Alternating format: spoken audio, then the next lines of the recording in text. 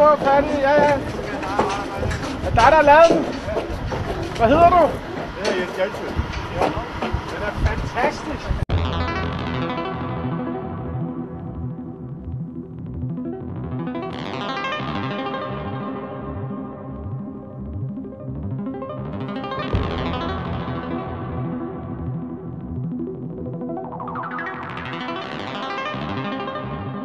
Jens Jalsø, hvad skal den der fede dame ved siden af vores smukke lille havfrue?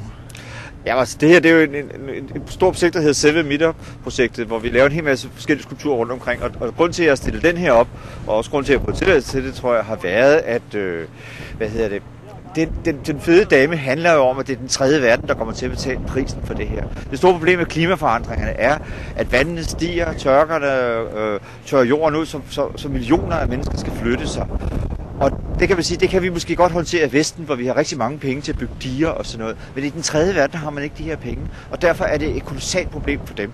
Så det her handler om, at vores, kan man sige, vores CO2-forurening og vores, det er jo sådan set også, der er skyld i global opvarmning, gør, at de her mennesker bliver nødt til at flytte sig, men vi sidder stadigvæk med os på det tørre. Vi vil reelt ikke hjælpe dem.